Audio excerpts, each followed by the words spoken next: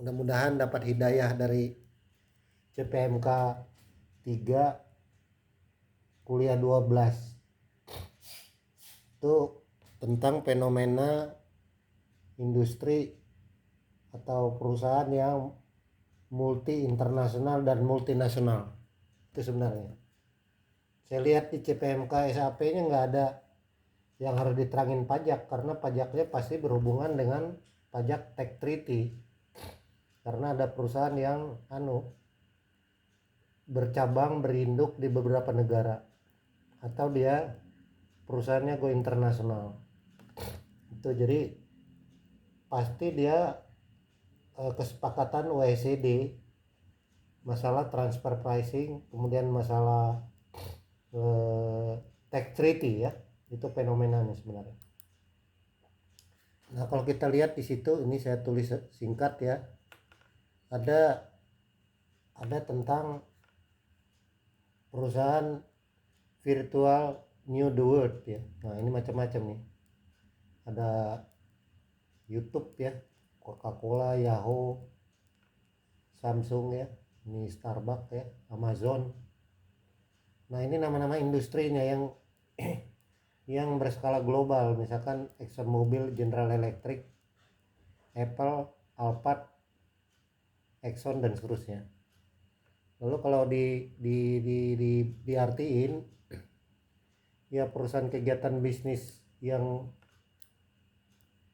fenomena cross border outsourcing ini adalah perusahaan border itu batas ya, perusahaan tanpa batas. Jadi dia menyeberang benua, menyeberang negara, dan menyeberang daerah teritorial wilayah negara lain, baik di kawasan benua, antar benua, bahkan mendunia. Jadi ini berhubungan dengan konsep global ya, lintas batas. Maka ada yang disebut batas laut, batas udara, batas teritorial itu tidak menjadi masalah. Hal ini sesuai dengan perjanjian AFTA atau NAFTA. NAFTA itu adalah perdagangan bebas, di mana setiap perusahaan boleh berkembang, boleh bertumbuh sesuai dengan kapasitas dalam rangka ekspansi ya. Nah ini banyak perusahaannya seperti ini. Ini dilihat dari kapitalisasi modal mereka. Ini kelihatannya belum terlihat nama perusahaan Indonesia ya, tapi nggak apa-apa. Nah halaman berikut ya, kalau kita melihat di sini juga ada data ya. Ini industrinya, misalkan perusahaan retail, ini perusahaan energi, macam-macam. Nah, dia tersebar di seluruh dunia ya. Nah ini produk-produk, misalkan Eropa ada PW, McDonald ya, kemudian di benua lain ya. Jadi sifatnya produk yang tersebar di seluruh dunia ya. Itulah yang disebut fenomena cross itu tanpa wilayah, tanpa batas. Paham ya dari sini ya. Kemudian halaman 3 saya bikin ya, nanti saya kirim setelah selesai kuliah ya. Ini ada perusahaan-perusahaan terbesar yang memperoleh laba ya di tahun 2018 kalau saya tidak salah. Ada perusahaan Amazon, ada Apple, ada Microsoft ya. Itu 3 perusahaan terbesar yang memperoleh Kemudian ada Alphabet, Facebook, yang lainnya nggak terlalu terlihat ya. Dan ada Pizza ya, tapi McDonald ada di mana-mana, bahkan di kabupaten Magelang aja udah banyak ini McDonald ya. Nah itu disebut paham ya. Jadi sekarang paham, minimal Anda paham ya kalau ditanya apa yang menjadi concern cross border ya, perusahaan tanpa batas yang melintas, outsourcing ya. Outsource itu dia keluar dari resources dia ada ya, menyebar ke seluruh dunia, seperti virus COVID itu, dia menyebar. Tapi kalau ini penyebaran perdagangan ya, dilihat dari 100 100 perusahaan yang memiliki kapitalisasi pasar terbesar, kira-kira itu. Nah, kenapa kok ada di sini, ada saya tulis ya, saya kutip aja sedikit, ada perusahaannya agak lumayan besar tapi nggak ada masuk ke sini dia.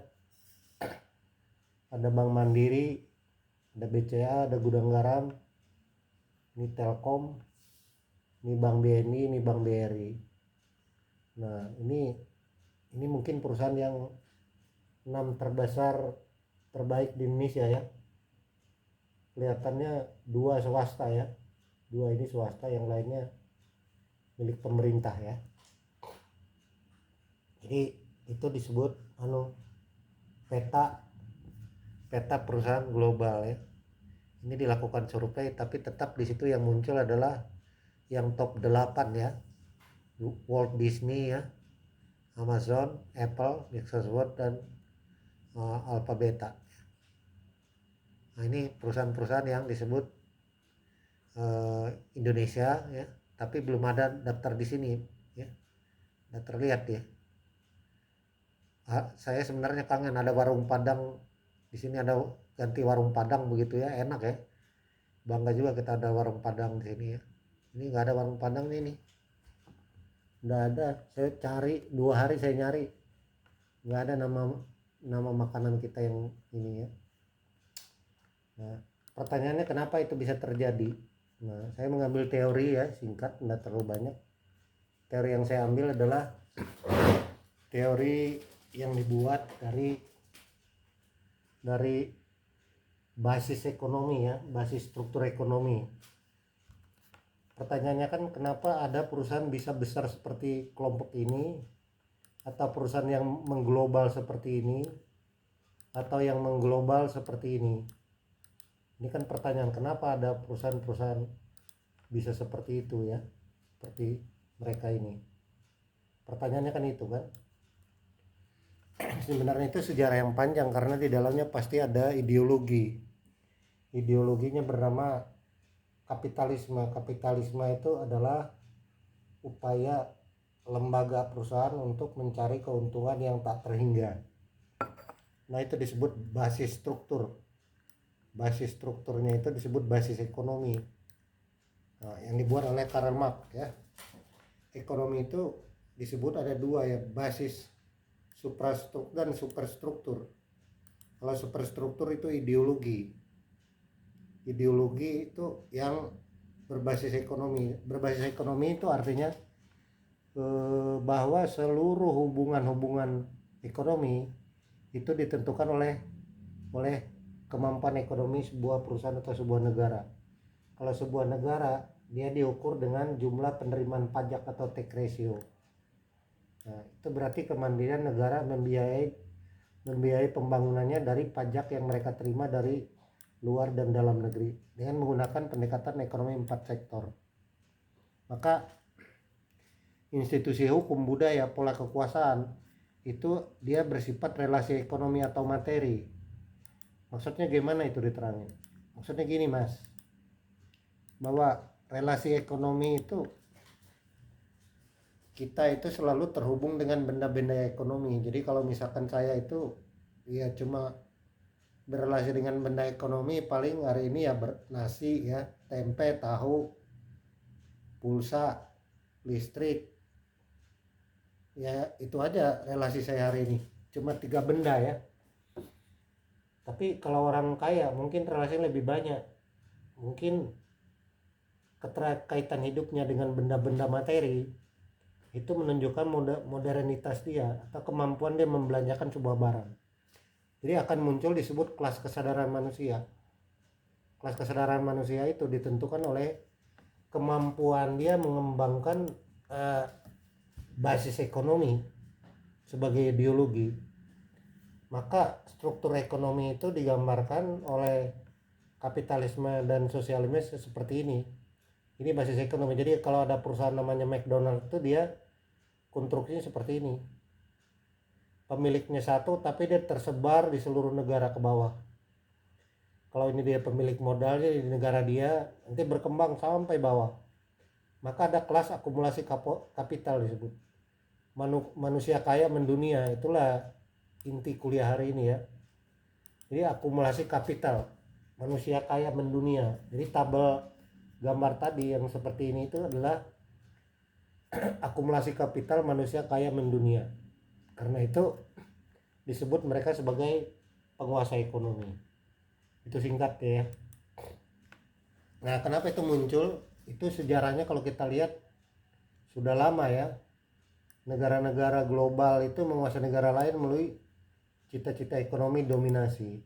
Kita pernah dijajah oleh negara Londo ya, misalkan POC ya.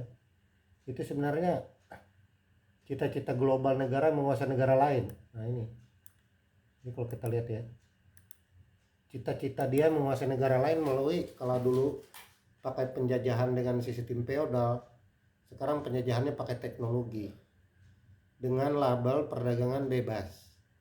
Jadi cita-cita negara lain menguasai negara lain sebagai produsen, mereka sebagai konsumen. Jadi cita-cita global ini adalah sebagai produsen. Ini produsen ya, kalau saya sebut produsen ya. Nah, yang menguasai negara lain ini sebagai konsumen, Mas. Konsumen. Ya kita itu kalau dilihat dari sini sebagai konsumen aja. Jadi menjual produknya luar negara lain, di mana produsen itu memproduksi barangnya menguasai negara lain untuk jadikan konsumen atau market share disebut, pasar ya. Itu cita-cita laba misalkan sejak zaman POC. Nah, dalilnya disebut pasar bebas. Alasannya ini free market ya. Free market ya. Free market itu sebagai dasar liberty, kebebasan ya. Jadi dengan dua prinsip itu, liberty dan free market, memungkinkan orang untuk membuat dua kategori ya. Pertama, di pihak produsen itu menciptakan ini pihak produsen ya, ini produsen,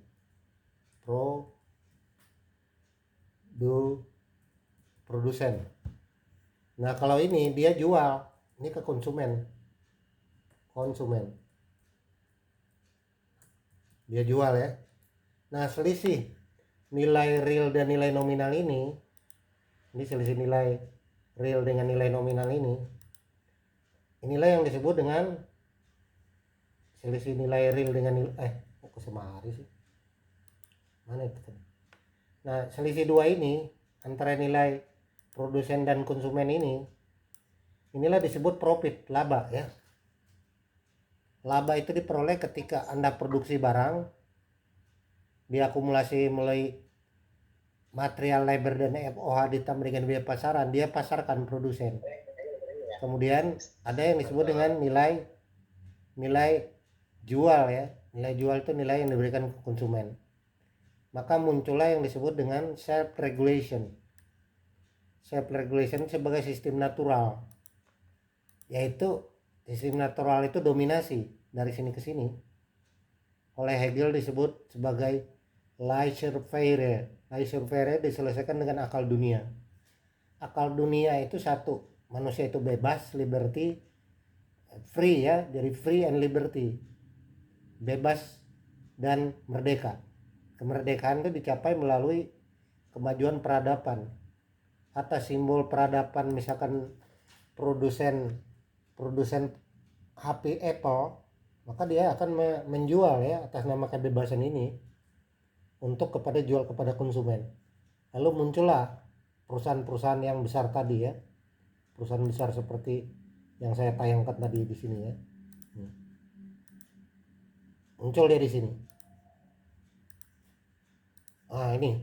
Ini perusahaan-perusahaan besar muncul di sini.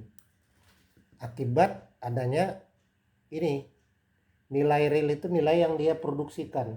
Nah, ini nilai jual. Jadi penjualan kurangin harga pokok, dikurangi dengan biaya pemasaran, itulah laba. Maka tujuan perusahaan adalah akibat natural system dua nilai ya, nilai nominal dan nilai real. Jadi produsen dan konsumen. Itulah yang disebut sebagai ideologi kapitalisme. Ideologinya di situ ada, saya tulis ya. Ideologinya adalah profit, competition, and private ownership. Maka muncullah perusahaan-perusahaan ini. Ini akibat ideologi yang dibuat oleh Adam Smith ya, model ekonomi, yaitu membiarkan sesuatu yang terjadi atas nama ideologi kebebasan untuk menciptakan laba, kompetisi, dan kepemilikan individu. Maka ini muncul dalam yang disebut dengan Rostow State of Growth, pertumbuhan ekonomi model Rostow ya. Kemudian pemerintah dalam dalil pasar bebas ini yang disepakati internasional minimum membuat aturan. Tugas utamanya adalah pemerintah itu menciptakan ini, menciptakan perdamaian dunia, stabilitas aman, tidak boleh ada orang nilap barang orang, nyuri barang orang, menghindari monopoli, hak khusus, suap, dan KKN. Di luar ini, di luar tiga yang saya warna merah ini diatur di mekanisme pasar, tidak boleh. Jadi pemerintah wajar kalau kita lihat 3 BUMN tadi nggak bisa go internasional, karena di situ ada hak khusus yang tidak didasarkan atas ideologi pasar bebas. Nah, itulah disebut prinsip ya. Anda udah paham sampai sini, jadi kalau mau diterangin cara singkat ya, mengapa ada perusahaan besar itu, karena ada ideologi kapitalisme, yaitu kebahagiaan manusia tertinggi apabila dia memperoleh kebebasan. Manusia bebas itu kalau dia kaya, kalau kita miskin nggak bisa bebas. Anda saya ini nggak bisa bebas karena hidupnya diatur jadwal. Tapi kalau orang kaya itu dia bebas. Hari ini dia bisa makan di Jakarta, besok sore dia bisa buang air di London, atau setidaknya sarapan pagi besok pagi di Jepang ya, di Tokyo ya. Nah, itu dia bebas. Karena kebebasan itu muncul kalau ada orang yang disebut oleh Marx itu basis ekonominya, dia suprastrukturnya itulah ekonomi, relasi ekonomi yang menentukan alat-alat produksi dan kelas manusia. Nah, itu disebut perjuangan kelas. Jadi orang-orang yang masuk di dalam ini, di dalam sini ya, ini adalah mereka-mereka yang berhasil menaikkan kelas manusia, kelas mendunia disebut. Lalu ada Samsung, Google, McDonald, Coca-Cola, Yahoo, YouTube, Nikon, dan seterusnya. Itu disebut mekanisme industri tanpa batas ya. Itu terjawab ya. Jadi itu ideologi pertama, jawabannya dari kasus ini tadi. Itu persoalan ideologi ekonomi kebebasan, atau yang dikenal di dalam teori John Locke itu disebut ada 3 hal ya, manusia itu harus diakui yang disebut dengan life, liberty, dan property.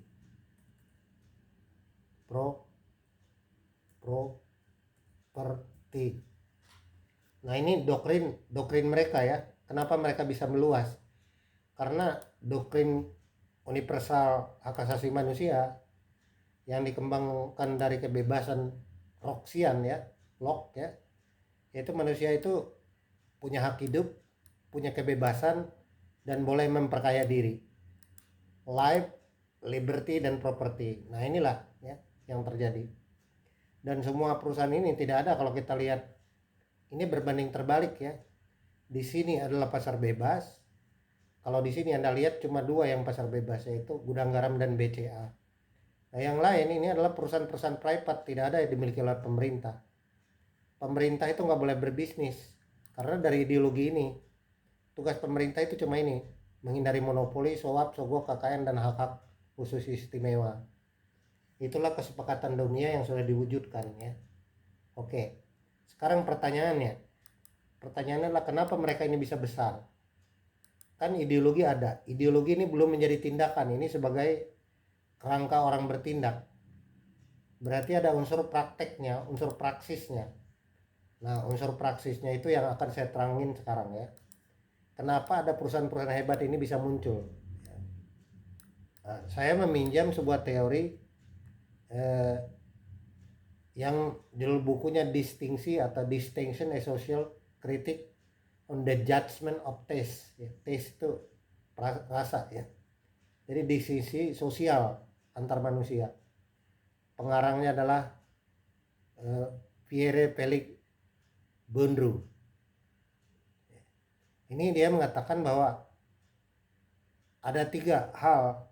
Ini ada batu tulisannya, sengaja download dari Google ya. Yaitu yang perlu dikembangkan adalah habitus, modal, dan arena.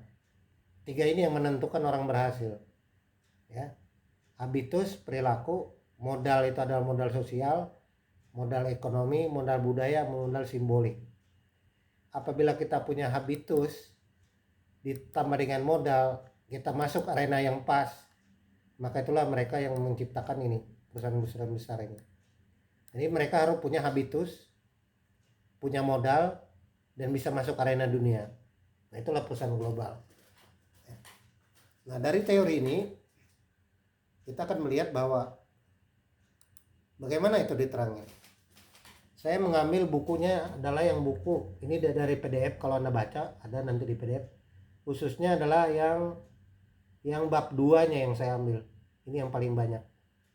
Nanti silakan baca di PDF, tapi bukunya cukup tebal itu. Yang saya baca itu dari halaman 97 sampai 264 ya. Sekitar 100 halaman. Bagaimana supaya perusahaan-perusahaan ini tadi yang seperti ini itu dapat masuk dalam sebuah praksis ya. Saya menyebutnya sebagai praksis ya di situ. Praksis itu apa?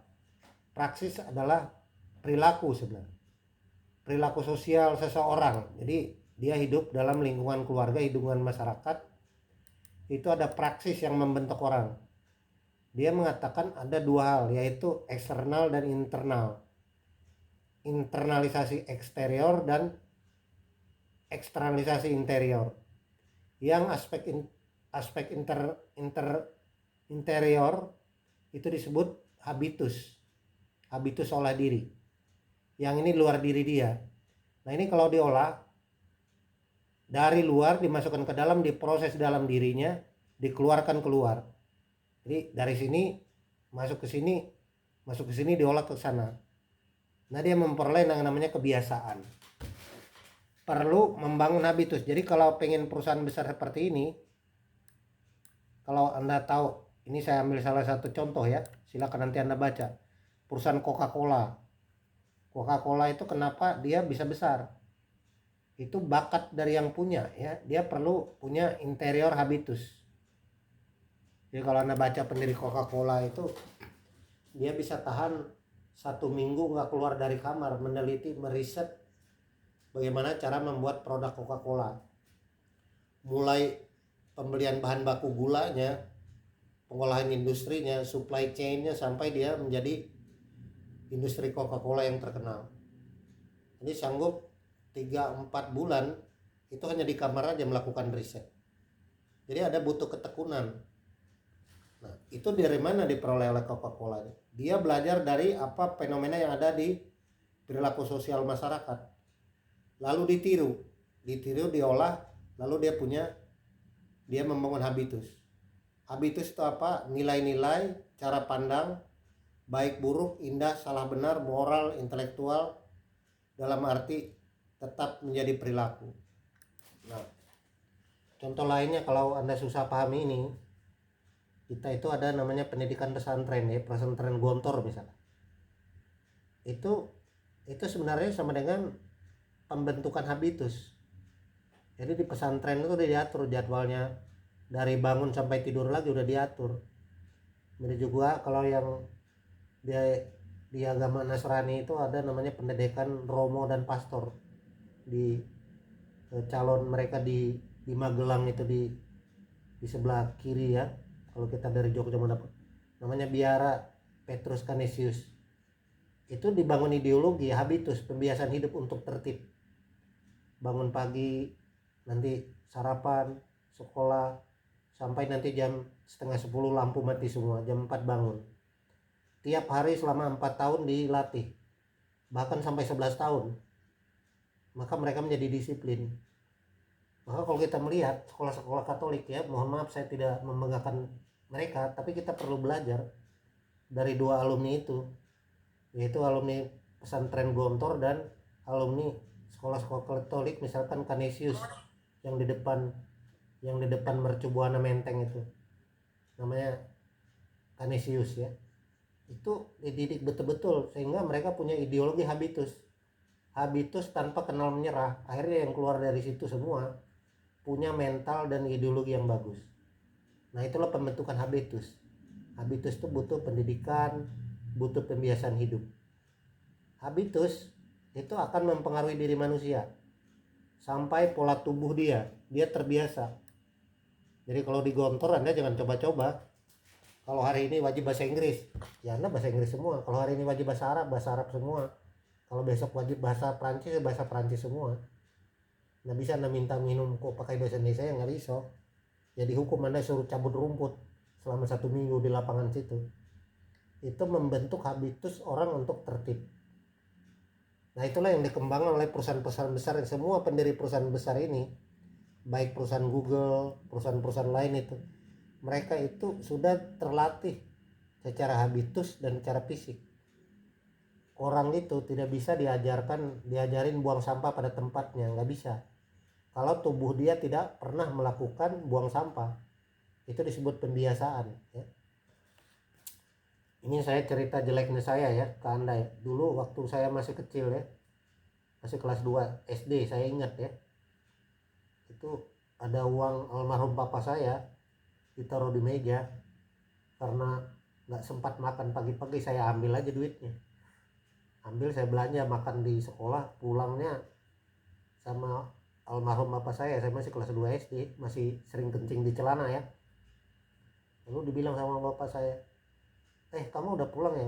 Ya udah kamu ke dapur ke dapur. Udah balik ya kakimu ya. Itu diambil bara api dari tungku itu, dari tungku masak, dicampur sama plastik, lalu ditusuk ke kaki saya. Lalu habis itu dia bilang sini kakimu. Lalu diambil palu itu sampai sekarang kaki saya pecah kan, jadi agak sulit jalan ya. Nah itu teringat sampai sekarang. Maka saya nggak pernah ya yang namanya ngambil yang bukan milik saya, tak berani. Karena dari kecil dididik habitus yang membuat memori kita itu ingat. Nah itulah disebut orang yang harus dibentuk. Kalau hanya diajarin begitu aja nggak bisa.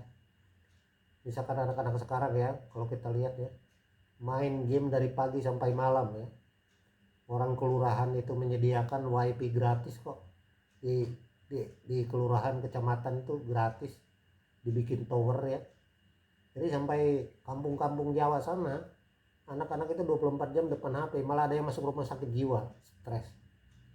Nah coba Anda lihat, teknologi juga bisa merusak habitus. Habitus itu adalah pembiasaan hidup.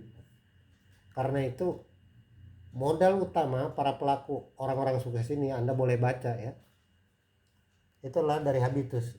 Begitu juga kalau Anda baca sejarah Om Lim Siol-yong ya, almarhum ya, pendiri Bank BCA. Itu dia dari Tiongkok sana dulu pakai kolor aja, merantau ke Indonesia, kemudian bantu Pak Harto zaman perdagangan dagang di daerah Jawa Tengah itu untuk menyediakan beras dan makanan. Lalu kemudian bisa menjadi konglomerat orang nomor 1 hanya pakai cawat, berangkat dari Tiongkok merantau ke Indonesia. Coba Anda lihat, itu akan membentuk habitus orang prihatin.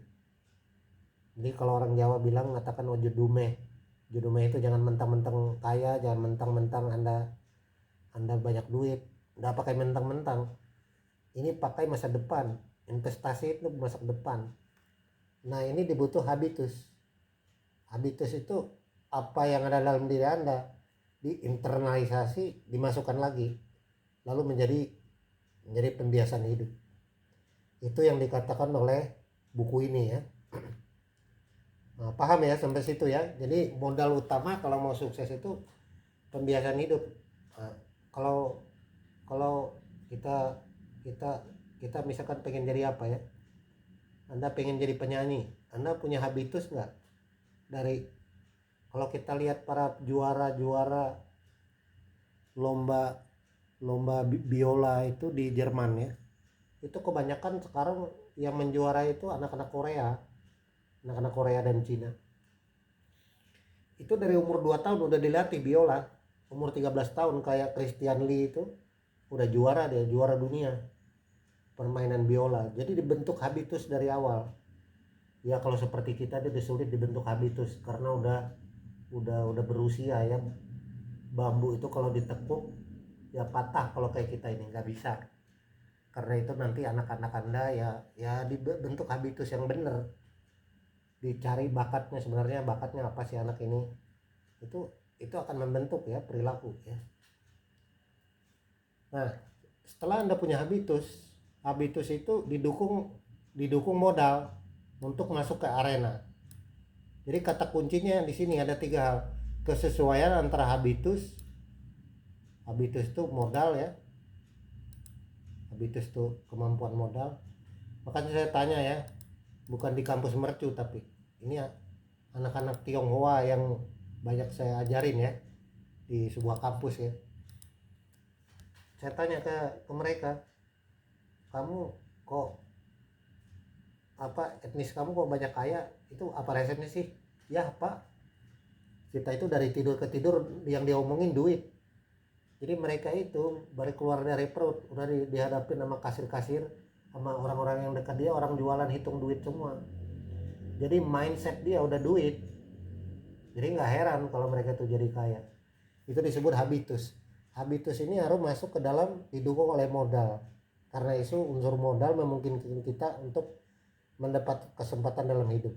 Pendidikan, ekonomi, habitus didukung yang tepat dengan modal yang tepat, itulah akan dia menjadi ya. Jadi ada modal, ada habitus. Ya kalau Anda pengen misalkan jadi dosen, oke, kalau Anda jadi dosen, habitus Anda harus tahan baca.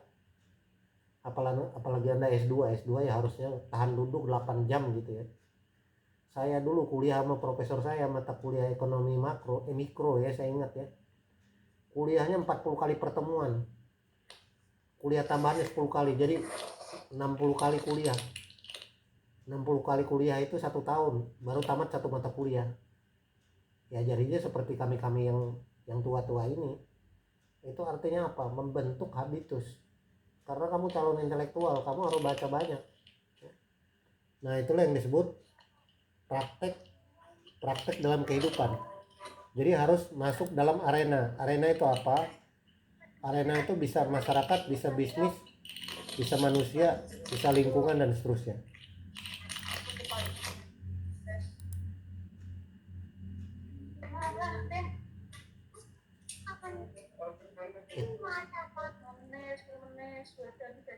Itu admin tolong dimatiin ya.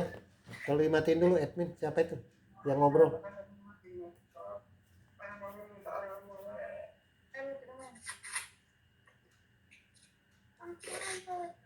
Ini yang masuk siapa suaranya ya?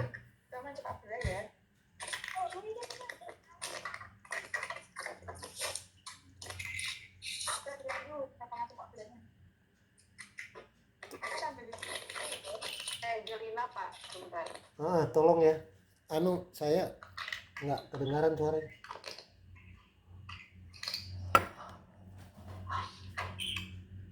Udah ya. Nah, maka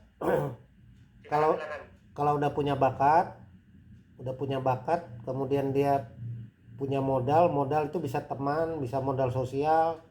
Modal sosial itu ya kalau Anda ingin bikin pesantren misalnya, ya modal sosial Anda apa? Wah, saya banyak punya teman calon siswa, oke, bisa. Orang tua saya punya pondok pesantren. Nah, Anda berarti punya modal sosial. Nah, itu bisa juga dipakai. Kalau Anda punya modal politik juga bisa. Anda punya dukungan partai politik, dukungan sosial itu bisa juga modal. Misalkan kayak siapa ini? Saya lupa itu yang diolok-olok itu di partai politik. Ya kayak PDIP itu.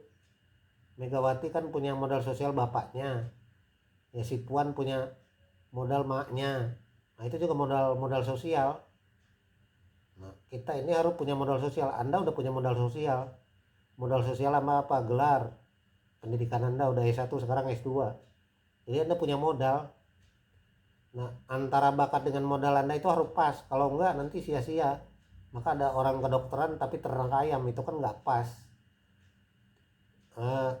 kompetensi dia dokter tapi ternak ayam, nggak pas itu.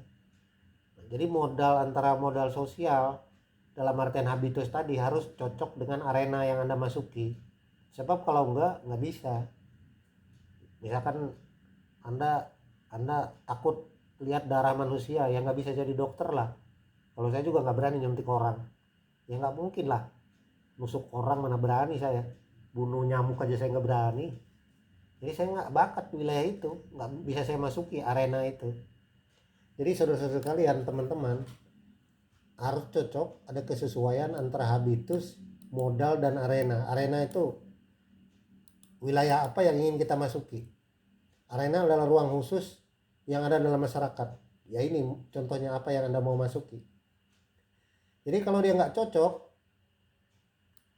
habitus Anda apa, misalkan kayak Pak Yushak ini, habitusnya kayaknya bukan di magister akuntansi deh kalau menurut saya, feeling saya ya, mudahan saya salah ya.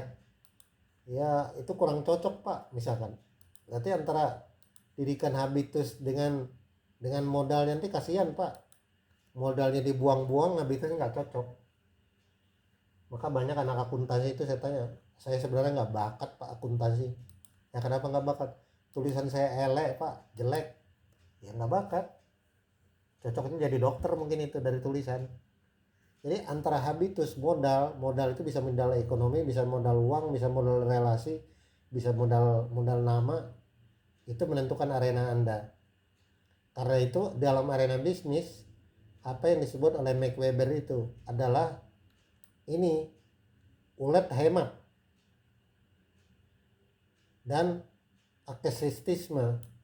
Aksesisme itu kemampuan orang berlatih untuk tidak konsumtif. Ya jadi kalau hidup Anda boros ya Anda nggak cocok jadi seorang ekonom. Ulet, hemat, efisien untuk menciptakan kekekalan properti, laba tak pergesudahan. Itu menurut etika Max Weber. Nah, maka perusahaan-perusahaan yang saya sebutkan tadi di atas itu pasti dia memiliki ini, ulet, hemat, kekekalan properti, laba tak berhingga. Itu kenapa mereka bisa tercapai ini? Karena mereka memiliki 3 hal. Habitus dia entrepreneurship, modal sosial dan modal uangnya ada, arena yang dia masuki pas. Ya mungkin saya nggak dukung siapa-siapa dan nggak pernah dukung siapapun di dunianya. Mungkin kalau kita ambil contoh misalkan Pak Presiden sekarang yang terpilih, yaitu dia karena antara habitus, modal, dan arenanya pas dia masuki. Habis itu dia terpilih. Daripada kita pilih yang lawan satunya itu, orang udah bosan dengan orang-orang yang elit, orang hebat, orang intelek. Ya sekarang kita pilih rakyat yang biasa aja coba jadi presiden. Akhirnya dia menang. Itu karena antara habitus dia cocok dengan pasar masyarakat dan dia punya modalnya kesederhanaan, modal sosialnya ada, dan arenanya pas, jadi dia bisa bersukses. Nah seperti itulah penelitian yang dilakukan dalam buku yang menjadi teori kita hari ini, Alan Boudreau ya, Alan Boudreau ya. Oke ya, paham ya. Kemudian saya ini sudah ya, halaman 11 ya. Jadi kalau kita lihat seperti Google ya, praksis Google itu adalah habitusnya tepat, kapitalnya tepat, arena yang dimasuki tepat, karena dia mengembangkan teknologi bukan mengembangkan mesin. Karena paradigmanya dari industri mesin menjadi industri wallpaper tanpa batas, maka hasilnya adalah MNC atau dominasi simbolik. Maka semua diambil alih oleh Google. Manusia dimesinkan menjadi sistem ini. Itu artinya kalau tindakan itu harus benar. Tindakan benar itu artinya apa sih? Antara bakat habitus, modal yang kita miliki, dan arena yang kita masuki harus pas. Hasilnya apa? Itulah dominasi simbolik. Nah ini dominasi simbolik ini. Dominasi simbolik itu apa artinya? Yaitu tadi, kemampuan sebuah organisasi perusahaan untuk menciptakan produksi kemudian didistribusikan, dijual kepada masyarakat internasional. Pasarnya bukan lagi pasar Ciledug, pasarnya bukan lagi hanya pasar di Pulau Jawa, tapi pasarnya pasar internasional. Maka artinya apa? Di sini terjadi yang disebut dengan dominasi simbol. Simbol kemajuan itu ya semua ada di sini. Maka Google itu sekarang pengganti Tuhan kalau Anda lihat. Kalau dulu orang menyebut yang mau tahu itu Tuhan, kalau sekarang yang mau tahu itu Google. Jadi kita tinggal klik Google. Nah, itu bentuk dominasi simbolik. Jadi kalau kita lihat antara dua hal ini, maka seluruh sistem bahasa, misalkan Mbak Ketua kelas yang sering saya ganggu ini, kalau bikin Google dia gunakan bahasa sesuai dengan simbol-simbol yang dibuat di dalam bahasa teknologi itu, dan kita menjadi familiar cara memakainya. Jadi kita pun sebenarnya walaupun sebagai konsumen sangat mudah menggunakan dan mengeksekusi aplikasi itu. Itu artinya bahasa yang dipakai, dominasi itu juga dalam dominasi cara berbahasa, cara mengoperasikan, cara kita hidup, cara kita berolahraga, cara kita belajar, cara kita berkesenian, cara kita makan lewat GoFood, cara kita membeli barang melalui Shopee dan online. Itu semua diambil alih oleh yang namanya teknologi. Itu kenapa dia bisa berhasil menjadi perusahaan besar nomor 10 atau nomor 2 di dunia, karena antara habitus plus kapital plus arena itu pas. Maka itulah kekuasaan. Jadi di sini swasta bisa mengambil alih negara, dalam artian bukan mengambil alih secara kekuasaan, tapi mengambil alih fungsi ekonomi, karena mereka menggerakkan seluruh sistem teknologi yang ada di dunia ini. Nah, karena itu habitus itu adalah habitus kekuasaan. Artinya apa? Kalau kita nggak punya habitus untuk berkuasa, ya kita nggak bisa unggul. Maka dalam hal apapun kita itu harus punya fighting spirit untuk berkuasa. Ya, berkuasa dalam artian bisa berkuasa dalam bentuk apapun, tidak hanya dalam ekonomi, bisa dalam politik, bisa dalam prestasi. Itu harus dimiliki yang disebut dengan mental survive. Mental survive itu disebut habitus. Nah, kira-kira seperti itu. Nah, kalau kita melihat ya, dalam dunia pendidikan pun itu juga dimasukkan oleh ideologi-ideologi habitus, yaitu aspek interior dan eksteriornya juga ada habitus. Pendidikanlah proses penciptaan ulang reproduksi dominasi sosial yang telah hadir dan eksis sebelumnya, melanggengkan kekuasaan. Jadi sekolah pendidikan pun, kalau saya ajarin Anda misalkan kuliah terakhir nanti, saya ajarin pakai sastra Jawa kuliah ini, saya tulis Anacaraka di sini, Anda nggak ada yang ngerti. Atau saya tulis aja pakai bahasa Jawa kuno ya, Anacoroko di sini saya ajarin ya. Ya Anda nggak ngerti tulisan itu, tapi kalau saya tulis bahasa Inggris Anda udah ngerti. Jadi coba Anda lihat sistem pendidikan, buku teks, buku-buku yang dipakai, ideologi, semua itu adalah dari luar. Itu artinya ada hegemoni. Sebab kalau pakai bahasa Jawa mereka sulit membuat aplikasinya nanti. Gimana mau dijual internasional?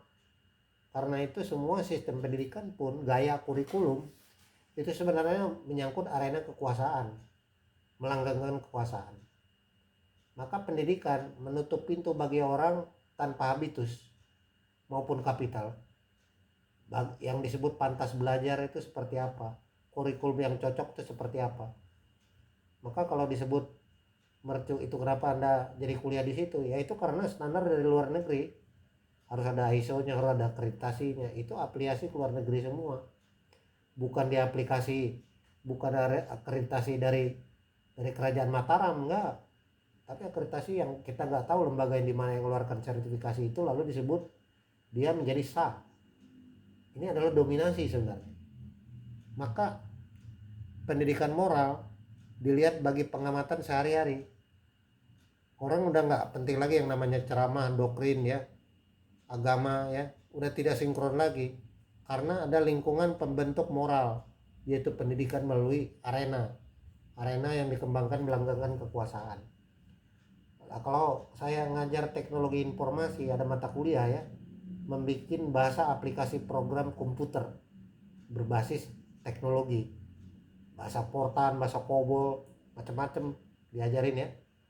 Itu kode-kode dot matrix yang kita pakai adalah bahasa artifisial yang diimpor dari luar. Kita nggak tahu Pak, kok bisa keluar begini ya. Ini sebenarnya simbol pendidikan, pelatihan, kurikulum, itu semua berbasis daripada hegemoni, kekuasaan untuk melanggengkan itu. Anda kalau buka misalkan di Google ini, Anda buka di Google, mungkin yang Anda pakai paling 3 Google, WhatsApp ya, itu aja. Tapi ketika Anda perlu aplikasi lain, misalkan perlu Anda bikin presensi absensi, maka Anda harus membuka aplikasi lain. Aplikasi itu nggak jalan kalau Anda nggak buka satunya. Lalu produk itu selalu dikembangkan, ada namanya generasi terbaru, dan generasi terbaru itu 6 bulan keluar lagi. 6 bulan keluar lagi. Dan kalau Anda lihat motor-motor sekarang, utamanya yang paling kita bisa amati, motor itu umur produktif paling 1,5 tahun. Setelah itu dia nggak bisa diperbaiki. Kalaupun diperbaiki sama dengan beli baru. Umur produk dibikin pendek. Supaya apa? Supaya dia bisa dagang. Kalau umur produk panjang, maka returnnya kecil. Itu kan ideologi industri yang menghegemoni sebagai konsumen dan produsen. Nah, kira-kira itu. Kurikulum pun dirancang seperti itu. Itulah disebut kritik ya. Nah, halaman 13 ya. Maka ada 2 kelas ya, ada yang disebut kelas atas, ada yang disebut dengan kelas bawah ya. Nah, itu ada disebut arena dalam masyarakat, pertandingan arena dalam masyarakat. Masyarakat dunia itu dibagi-bagi kelas, ada negara maju, ada negara berkembang, ada negara menengah middle ya, ada negara G7, ada G10, ada G berapa lah. Itu sebenarnya adalah kaum aristokrat ya. Aristokrat itu membedakan dengan kategori-kategori pertumbuhan ekonomi, pertumbuhan perusahaan, pertumbuhan penduduk. Tapi ada lawannya, resistensinya, perlawanan terhadap kelas ekonomi bawah, yaitu anti kemapanan, olok-olok kelas atas.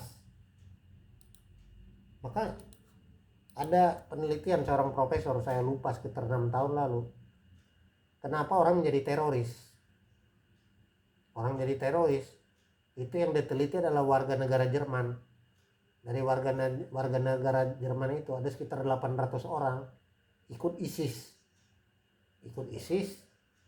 tapi mereka itu orang-orang yang tidak beragama loh, atau kalaupun beragama bukan muslim yang jelas. Nah, saya lupa nama profesor itu. Lalu ditanya, kenapa kamu ikut ISIS?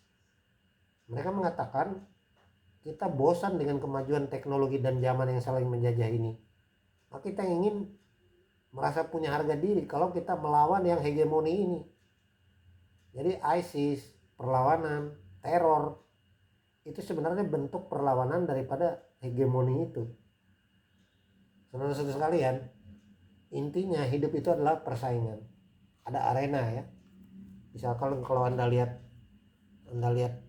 di lampu merah ya, lampu merah flyover apa ini yang di sini? Ya flyover dekat situ lah. Itu ada manusia yang dicat itu di pinggir jalan ya. Manusia kayak ini kok dicat semua badannya sambil minta-minta, tapi yang dimintanya yang orang atas. Itu sebenarnya bentuk seni melecehkan kaum orang yang punya kelas atas.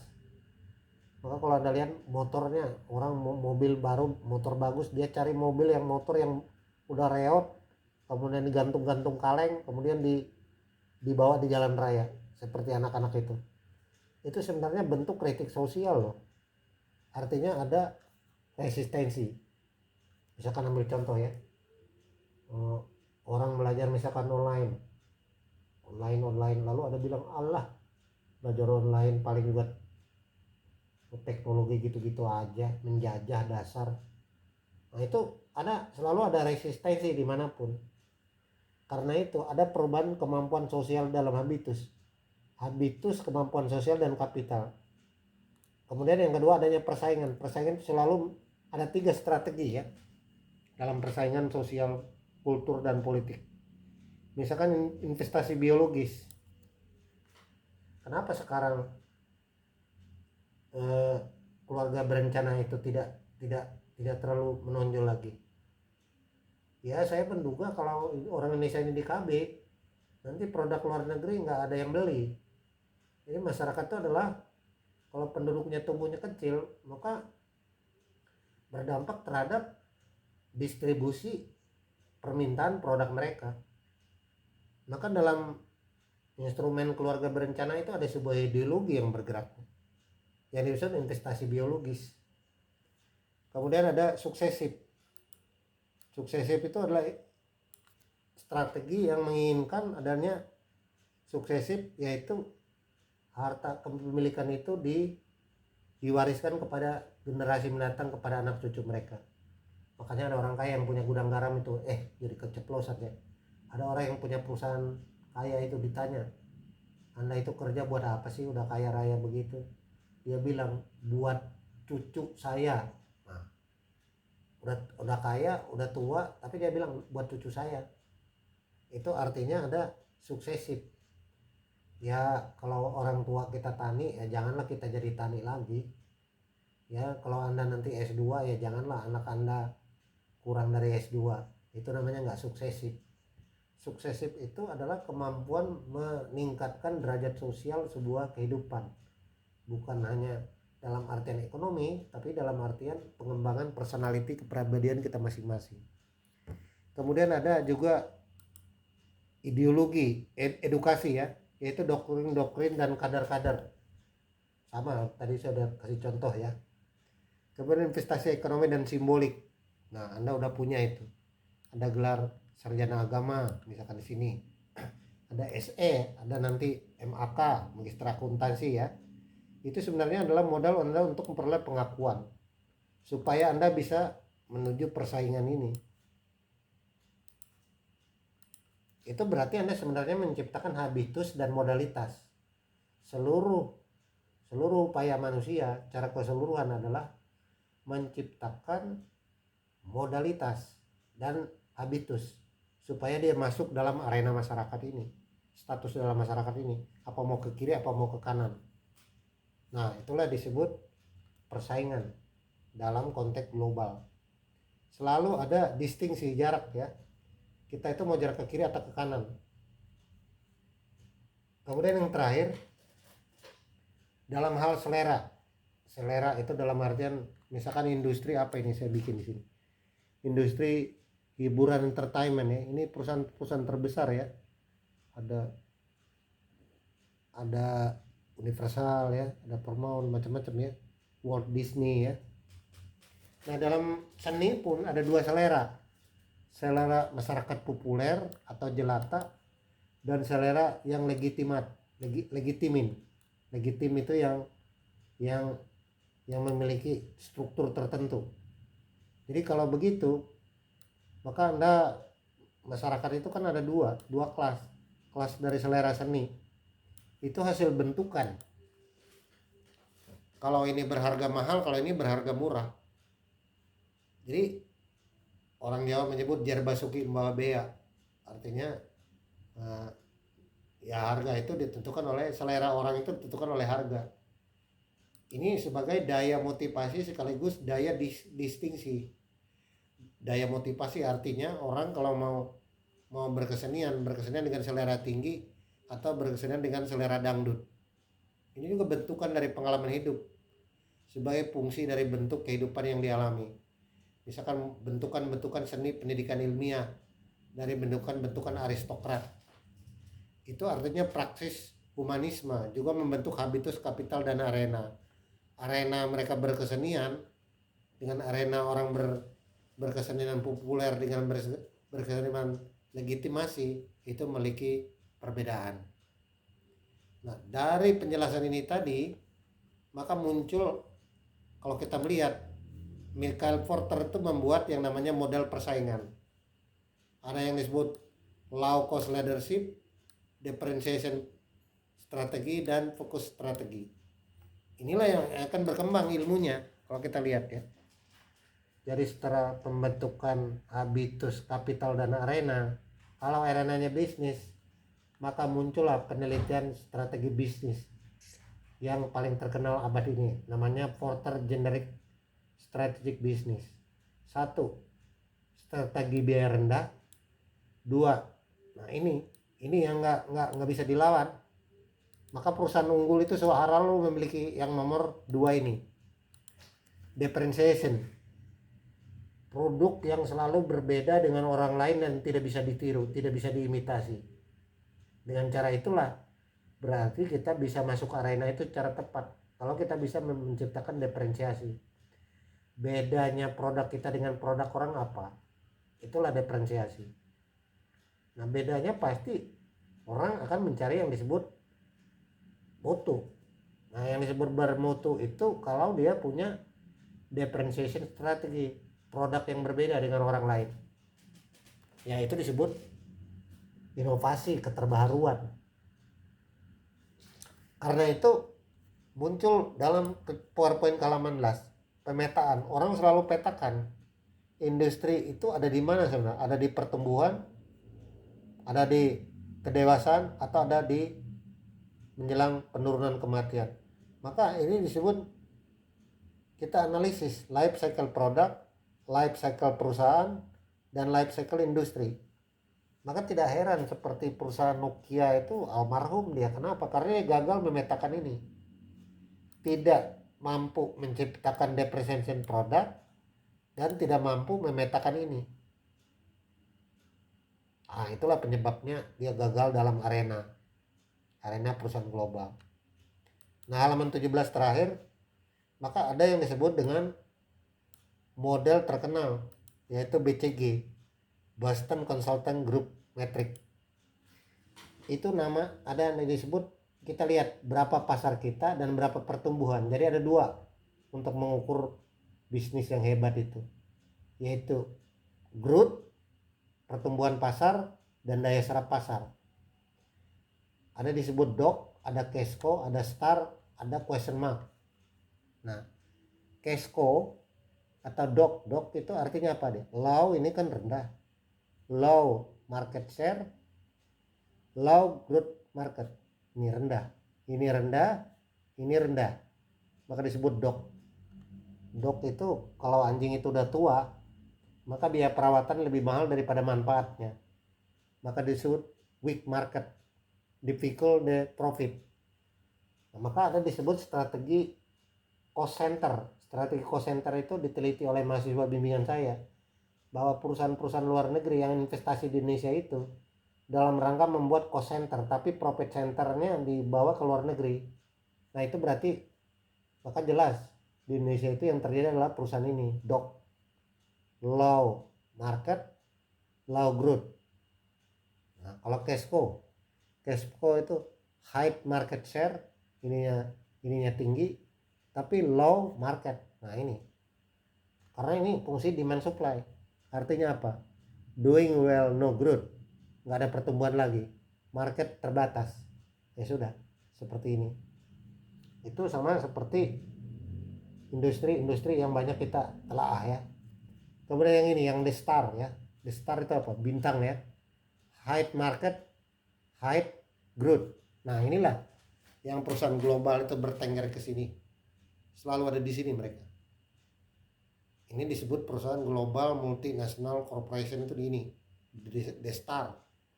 Itu kalau menurut analisis Boston Consulting Group Metrics. Nah kalau question mark itu high market, high growth market, high market share, daya serap pasar banyak, doing well, great the opportunity. Ini baru kesempatan ada di sini. Jadi harus bergerak antar dialektik ini, nggak boleh dia di bawah. Kalau di bawah ini ya udah collapse. Nah bagaimana sampai ke situ? Star ini itulah tadi dikembangkan, yang kembangkan Habitus, Capital plus Arena. Arenanya pas, lalu perusahaan itu menjadi perusahaan besar. Itulah kuliah hari ini ya. Jadi saya menggabungkan teori strategic management, teori Alan Badru ya. Alan Badru ini Nanti Anda baca ya, saya bagi teori Alan Badru. Kemudian jawaban kedua diambil dari Michael Porter Strategic ya, Porter Strategic, dan yang terakhir dari Boston Consulting Group. Jadi ada tiga ya, ada tiga penjelasan ya. Pertama itu menggunakan Porter Generic Business ya, kesimpulan kuliah hari ini ya. Saya pindah ke sini ya. Ini Porter Analysis. Kemudian yang pertama kita gunakan telahan Alan Badru ya, Felix Badru, Alan Badru ya, antara teori habitus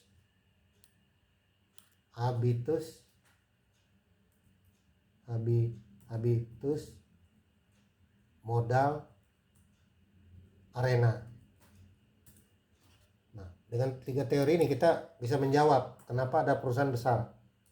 Itu karena bisa mengembangkan tiga teori ini.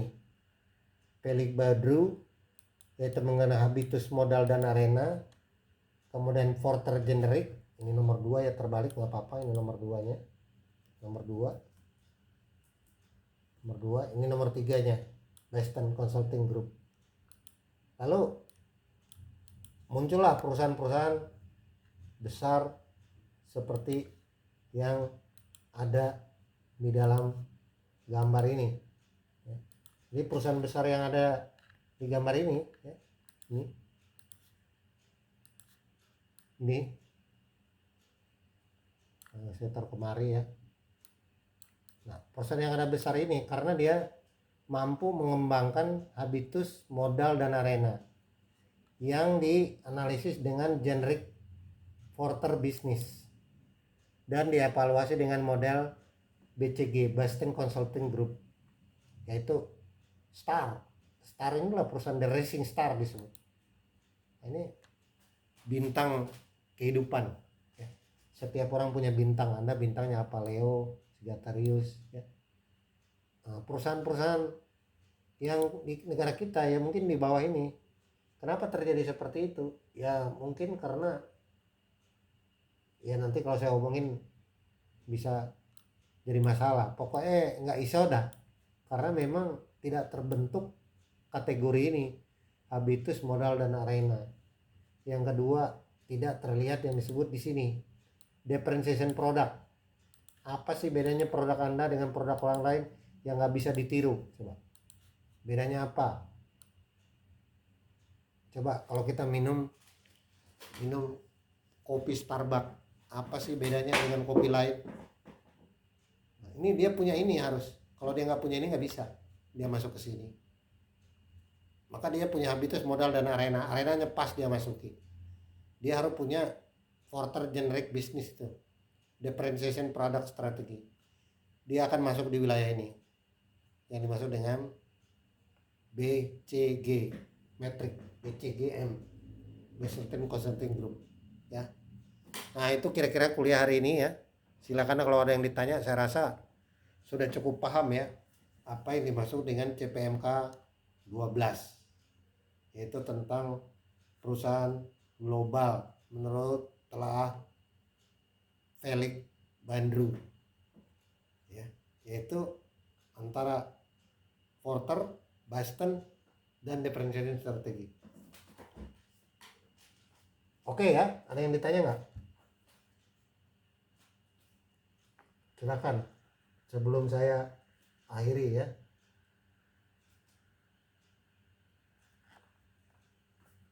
Dari teman-teman.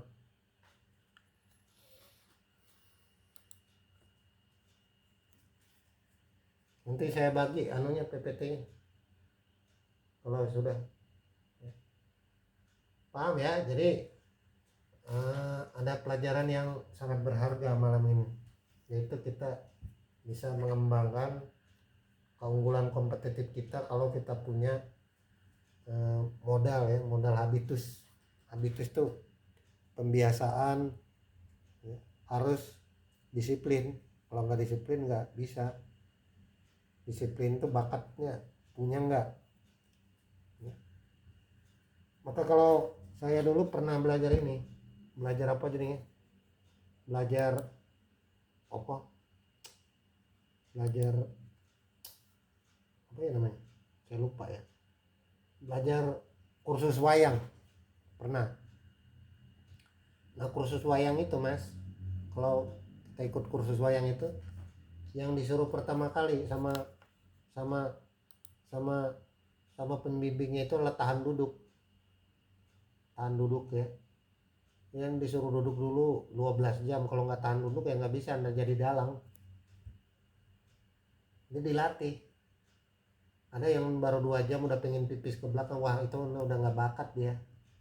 Jadi orang itu punya bakat mas. Nah bakat itu ditopang oleh modal, ditopang oleh usaha, dia jadi. Kalau nggak punya bakat susah. Bakat itu adalah sebuah fusis ya, fusis itu daya yang memang dibawa dari lahir ya. Jadi kalau bakat anda itu pemarah, bakat anda itu kalau lihat teman anda diganggu anda bela, kayaknya anda bakat jadi tentara atau pembela hukum ya. Nah, coba diperhatikan ya, sebenarnya bakat anda itu apa ya. Kalau bakat anda banyak ngomong, suka godain orang ya, mungkin anda bakat anda marketing ya, itu habitus. Jadi kalau habitusnya udah tidak cocok ya sulit sekali itu dapat berkembang ya. Kemudian modal sosialnya apa ya, anda udah punya lah, udah S2 kok, udah punya kerjaan, kurang apa sih. Tinggal arenanya harus pas anda masuk. Kalau nggak pas ya repot ya. Barangkali itu teman-teman udah pas jam 9 ya, sesuai ukuran waktu ya. Saya tidak banyak ya menyampaikan ke anda, itu saja yang bisa saya sampaikan ya, materi kuliah hari ini. Mungkin orangnya yang masuk ada nggak masuk, ada yang nggak jelas ya. Pokoknya yang belum masuk itu ya udah, itu nanti kena karmanya masing-masing. Kalau anda nggak masuk kuliah saya nggak apa-apa, saya malah seneng. Atau kalau anda berhalangan nggak apa-apa, nanti anda juga kalau jadi direktur, bawahan anda pasti berhalangan, anda nggak usah marah, itu karma namanya. Jadi ya nggak apa-apa, santai aja, kita nyantai aja. Pokoknya ini sistem tabur tuai aja. Begitu ya. Terima kasih ketua kelas ya. Ini nilainya nggak bisa saya input karena teknologi dari malam hidup mati, saya minta maaf ya. Ini nilai kuis, kayaknya kalau nilai purum udah saya nilai, tapi setiap saya klik 2 kali mati lagi dia. Minggu depan jangan sampai terlambat anda, Sabtu itu sekitar jam-jam 11 itu kalau bisa, atau malah Sabtu pagi-pagi jam 8 itu tolong diisi ya, kalau ini jalan ya, takut nanti nggak kerekap ya. Tolong ya beritahu teman-teman ya, Mbak ketua kelas ya, takut nggak bisa ya.